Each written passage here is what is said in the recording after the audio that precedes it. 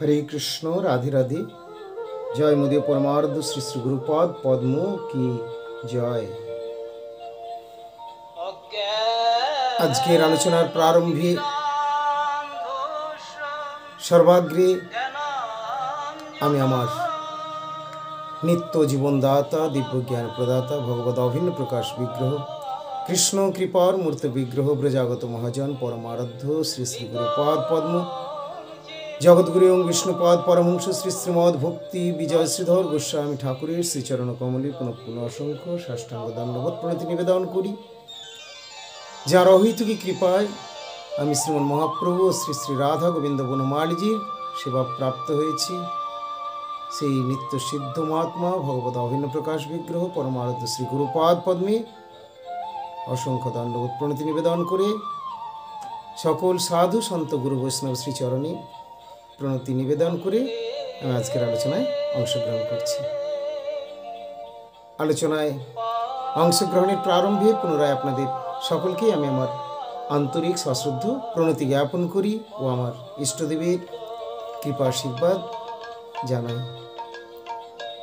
আপনারা সকলে আমাকে শুভেচ্ছা শুভাশীর্বাদ করবেন যেন আমি নিত্যকাল আমার প্রভুর সেবায় ব্রতী থেকে আমার জীবন ধন্য করতে পারি। তো আসুন আজকে আমরা আলোচনা করব প্রভুর দিব্য মধুর লীলা কথা, যা শ্রবণে আমাদের আত্মার নিত্য কল্যাণ লাভ হবে।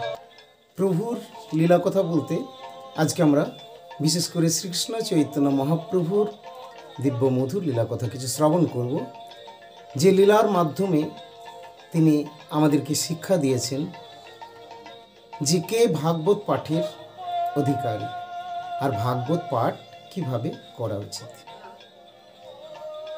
দেখুন, আমরা এটা সবাই জানি যে গৃহে শ্রীমদ্ ভাগবত গ্রন্থ থাকলেই মঙ্গল। ভাগবত গ্রন্থ তাতে শ্রীমদ্ ভাগবত শ্রী চৈতন্য ভাগবত প্রভৃতি যাই হোক না কেন শ্রীমদ্ ভগবত গীতা থাকলেই মঙ্গল। কিন্তু পাঠের অধিকারী কে বা কিভাবে পাঠ করতে হবে, আর পাঠ বলতে কি বোঝানো হয়েছে। যাও ভাগবত পড়ো বৈষ্ণবের স্থানে। তো এই ভাগবত পড়া বা ভাগবত পাঠ একান্ত আশ্রয় করি চৈতন্য চরণে, চৈতন্যের ভক্তগণের নিত্য করে সঙ্গ, তবে তো জানিবে তুমি সিদ্ধান্ত সমুদ্র তরঙ্গ। তাহলে শ্রী ভাগবত পড়তে হলে, ভাগবত পাঠ করতে হলে, ভাগবত শিক্ষা লাভ করতে হলে আমাদের কোথায় যেতে হয়? সাধুগুরু বৈষ্ণবের কাছে। যদিও গ্রন্থ ভাগবত আমরা সংগ্রহ করতে পারি, পারবো বা আমাদের রয়েছে, কিন্তু সেই গ্রন্থ ভাগবত কিভাবে অনুশীলন করতে হবে সেটা আমাদের জেনে নেওয়া উচিত। ঘরে তো ভাগবত গ্রন্থ থাকলে মঙ্গল, পাঠ করলে মঙ্গল, কিন্তু সেই পাঠের পদ্ধতিটা বা আলোচনার পদ্ধতিটা কিভাবে করতে হয় সেটা জেনে নেওয়া ঠিক নয় কি? তাই জানতে হবে। মহাপ্রভু কি বললেন ভাগবত পাঠ সম্বন্ধে? ভাগবত কে পড়তে পারে, ভাগবত কেমনভাবে পড়তে হবে? প্রথমত যারা একটু ভালোভাবে প্রভুর অনুশীলন আদি করতে চান, প্রভুর কৃপাকণা লাভ করতে চান, নিশ্চয়ই তারা ভালো রকম যত্নও করবেন। তো সেই যত্নের প্রারম্ভিক অবস্থাতেই আমাদের শ্রদ্ধা সাধুগুরু বৈষ্ণবের এবং গুরু বৈষ্ণব আনুগত্যে অনুশীলনের কথাই বলেছেন। এবং তার বিপরীত হয়ে যদি অনুশীলন হয় স্বতন্ত্র বা দাম্ভিকভাবে, তাতে সুফল লাভ তো হয়ই না, পরন্তু কুফলও ঘটতে পারে। এই জন্য সুফল লাভ করতে হলে আমাদেরকে ভাগবত অনুশীলন করতে হবে। গ্রন্থ ভাগবত অনুশীলন করতে হলে আমাদেরকে ভক্ত ভাগবতের আনুগত্যে অনুশীলন করতে হবে। ভক্ত ভাগবত মানে যারা গ্রন্থ ভাগবতকে নিজ জীবনে কার্যকরী করেন, অর্থাৎ গ্রন্থ ভাগবতের শিক্ষা বা উপদেশ যারা নিজ জীবনে গ্রহণ করেন, পালন করেন, সেই শিক্ষা ধরে যারা চলেন, এখানে তাদের কথাই বলছেন। সেরকম মহাজন মহাপুরুষ যারা, তারা জগতে দু একজন হয়তো আসেন, সেই সমস্ত গড সেন্ট পার্সন যারা যারা ভগবত প্রেরিত জন বা মহাপুরুষ, আমাদেরকে সেই সমস্ত সাধু সন্ত মহাপুরুষের আনুগত্য থেকে কিন্তু ভাগবত অনুশীলন করতে হবে বা ভাগবত শিক্ষা করতে হবে। আমার পরমারাধ্য শ্রী গুরুপাদ পদ্ম এটাই বলেন যে ভাগবত পাঠ মানে তুমি এটা নয় যে তুমি প্রথমে একবারে প্রচারক বা পাঠক সেজে গেলে। অনেকে প্রশ্ন করেন, কেন মহারাজজি প্রচারক সাজা বা পাঠক হওয়াটা কি খারাপ? খারাপ মানে এটা আমাদের ভাষা নয়, এটা আমাদের গুরুবর্গের ভাষা। যে তুমি যদি সাঁতার না শিখে জলে নেমে পড়ো অপরকে সাঁতার শেখানোর জন্যে, তাহলে তোমার এবং যাকে শেখাতে যাচ্ছ দুজনেরই অপমৃত্যু ঘটতে পারে। এই অপমৃত্যু যাতে না ঘটে তার জন্য সাধু উপদেশ করে দেন, বলেন যে না, এইভাবে কাজ করবে না। তুমি ভগবানকে ডাকো, ভগবানের নাম গ্রহণ করো, ভগবানের কৃপা তোমার প্রতি বর্ষিত হলে তুমি ভগবানের ভক্তগণের সঙ্গ পাবে। এরপরে সেই ভক্তগণের সঙ্গ অনুসারে বা তাদের নির্দেশ মেনে তাদের আনুগত্য তুমি ভক্তিপথে যাত্রা করো, তাহলে সবটি ঠিক হবে। আর যদি ভক্ত উল্লঙ্ঘন হয়ে যায় তাহলে ভস্যে ঘৃতাহুতি। তো আজকে আমরা একটি সেরকম লীলাকথা শ্রবণ করব শ্রী চৈতন্য মহাপ্রভুর, যা শ্রীমদ্ ভাগবত কথা আলোচনার প্রারম্ভেই তিনি বর্ণন করেছেন। কে ভাগবত আলোচনা করবে, কিভাবে ভাগবত আলোচনা করতে হয়। তো এখানে বলছেন যে শ্রীমদ্ ভাগবত গ্রন্থের মাহাত্ম্য এখানে রয়েছেন। রঘুনাথ ভাগবতাচার্য কর্তৃক প্রকাশিত গ্রন্থ, মহাপ্রভুর পার্শ্ব ভক্ত যেটি প্রকাশ করেছেন। আমরা শ্রীমদ্ ভাগবতের সেই গ্রন্থের প্রারম্ভে যা রয়েছে আমরা সেখান থেকে কিছু শ্রবণ করছি। প্রত্যহ শ্রীমদ্ ভাগবত অধ্যয়ন করলে প্রতি বর্ণে কপিলা গাভী দানের ফল লাভ হয়। প্রত্যহ ভক্তিযুক্ত হয়ে শ্রীমদ্ ভাগবত কিয়দংশ অধ্যয়ন অথবা শ্রবণ করলেও সহস্র গোদানের ফল লাভ হয়।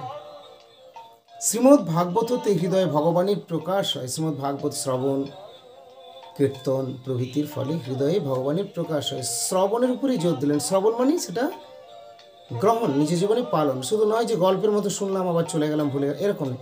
যা শুনছি সেগুলো গ্রহণ করা, পালন করা। তো এইভাবে চললে, প্রত্যহ যদি আমরা এইভাবে করি, নিয়মিত অনুশীলনের মাধ্যমে যদি থাকি, তাহলে সহজেই ভগবান হৃদয়ে প্রকাশিত হন। যেখানেই ভক্তগণ শ্রীমদ্ ভাগবত পাঠ বা শ্রবণ করেন তথায় শ্রীকৃষ্ণ প্রাদুর্ভূত হয়ে থাকেন। যেখানে ভগবানের কথা আলোচনা হয়, ভক্তগণ করেন। তো এখানে ভক্ত বলতে বিশেষ ভক্তদের কথাই বলেছেন। যাই হোক, তো এই পুণ্যময় ভারতভূমিতে জন্ম লাভ করে যারা দুর্ভাগ্যক্রমে শ্রীমদ্ ভাগবত শ্রবণ না করে তারা আত্মঘাতী। তাই নিশ্চয়ই আমরা এই কথা শুনে শ্রীমদ্ ভাগবত কথার মান্য দেব, শ্রবণ করব।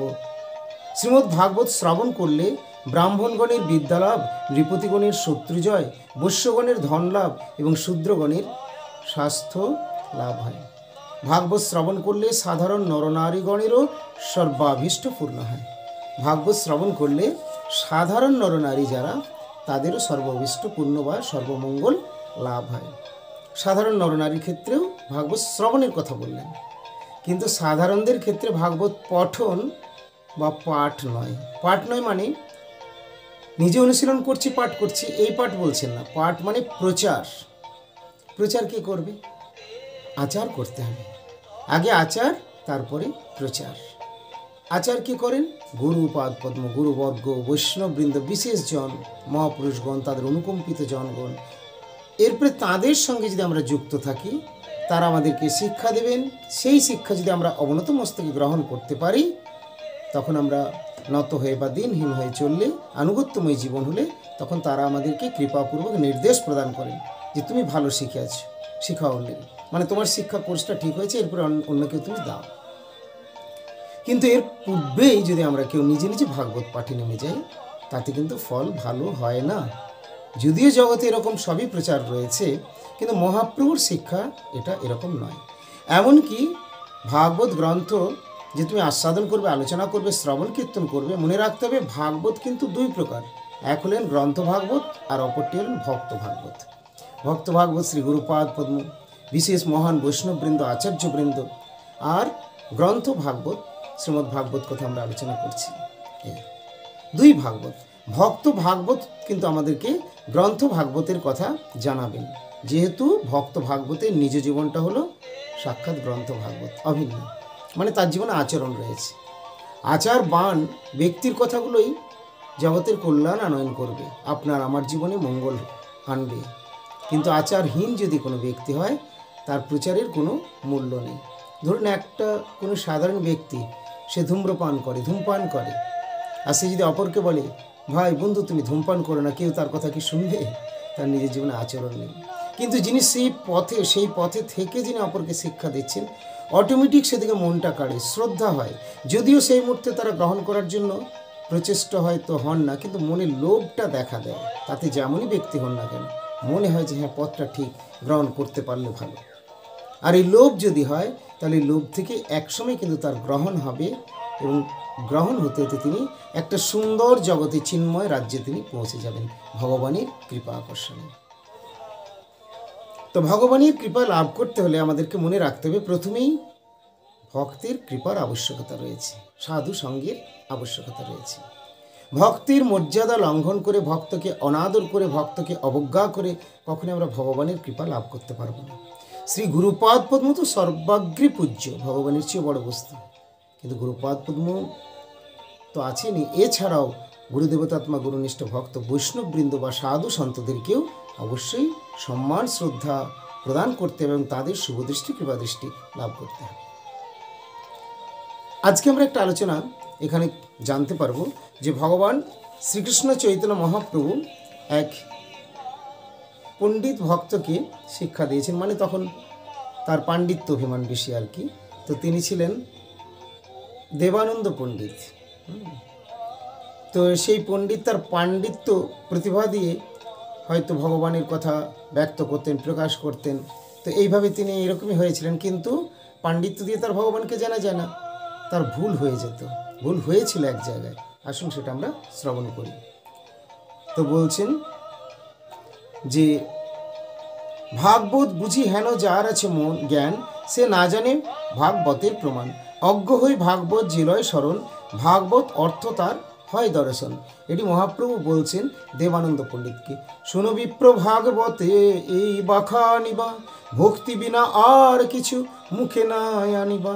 আদি মধ্য অন্তে ভাগবতে এই কয়, বিষ্ণু ভক্তি নিত্য সিদ্ধ অক্ষয় অব্যয়।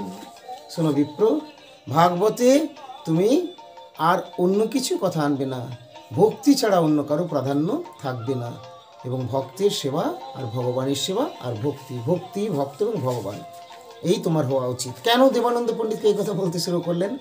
আসলে দেবানন্দ পণ্ডিত মহাশয় একটা ভুল করেছিলেন, খুব বড় ভুল। আপনারা অনেকে হয়তো জানেন, আবার জানেন না, তাই আমি সেই কথাটা বলছি। একসময় দেবানন্দ পণ্ডিত যখন তার ছাত্রদের নিয়ে অধ্যাপনা করছিলেন, শিক্ষা দিচ্ছেন, তাদেরকে আলোচনা করছেন, তো এই মতো অবস্থায় তিনি বসে আছেন, সেখানে ভাগবত কথা আলোচনা। তো সেখানে এসে পৌঁছেছেন শ্রীবাস পণ্ডিত মশাই, আসন গ্রহণ করেছেন।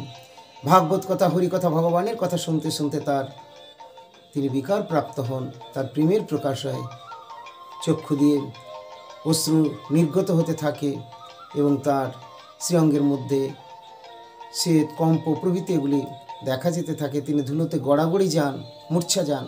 তো এরকম ভাবগুলি যখন হতে থাকে, তখন তার পড়ুয়া ছাত্ররা যারা দেবানন্দ পণ্ডিত মশাই, এরা দেখে এটিকে খারাপ বা মানে আমাদের শিক্ষা আলোচনার এটা ডিস্টার্ব করছে, এরকম ভেবে পণ্ডিতের প্রতি রুষ্ট হয়ে এবং নিজেদেরকে বেশ মানে একটা খুব জ্ঞানী উপযুক্ত মনে করে সেই ছাত্ররাও হাতে ধরে শ্রীবাস পণ্ডিতকে সেখান থেকে টেনে বের করে দিল বা সরিয়ে দিল।